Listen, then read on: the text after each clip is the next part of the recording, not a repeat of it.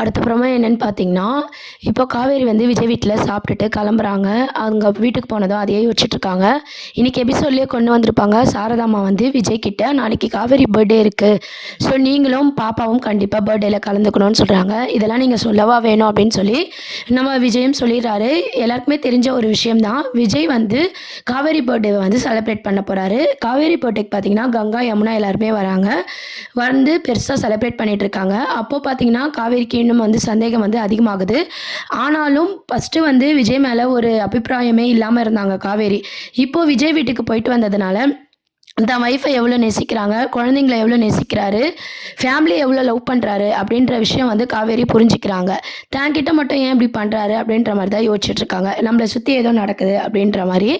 பர்த்டேல பார்த்தீங்கன்னா, விஜய் வந்து கிஃப்ட் குடுக்குறாங்க. அம்முக்குட்டியும் பார்த்தீங்கன்னா, டிராயிங்லாம் வரைஞ்சு எல்லா கிஃப்ட்டும் வந்து குடுக்கும்போது வந்து காவேரிக்கு வந்து ரிலேட்டிவா, அதாவது பழச ஞாபகப்படுத்துற விதமா தான் அந்த கிஃப்ட்ட வந்து குடுக்க போறாங்க. இன்னுமே பார்த்தீங்கன்னா, காவேரி யோசிக்கிற மாரி தான் காட்டப் போறாங்க. அதுக்கப்புறம் கங்கா, யமுனா வந்து விஜய் கூட நல்லா மாமா மாமான்னு பேசுறதும், அந்த குழந்தைய தூக்கி கொஞ்சுறதுமா எல்லாருமே பண்ணுவோம். நம்ம அம்மா தான் இப்படின்னு பார்த்தா, எல்லாருமே இப்படியே பண்ணிட்டுருக்காங்க. கண்டிப்பா ஏதோ ஒரு விஷயம் இருக்கு. இத நம்ம கேட்டே ஆகணும்னு சொல்லிட்டு, கங்கா, யமுனா கிட்ட ஃபர்ஸ்ட்டு காவேரி கேட்குறாங்க. அவங்க பார்த்தீங்கன்னா, ஏதேதோ சொல்லி சமாளிச்சுறாங்க. நம்ம சாரதாவும் சமாளிச்சுறாங்க.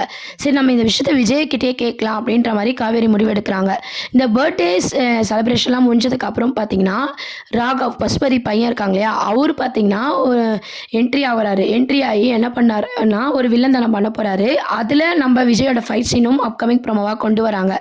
விஜயோட ஃபைட் சீன் வந்து மாஸா இருக்கு. அது வழியா பார்த்தீங்கன்னா, நம்ம காவேரிக்கு மீண்டும் நம்ம விஜய புரிஞ்சுக்கிற மாரியான ஒரு சூழ்நிலைய வந்து எடுத்துட்டு வராங்க.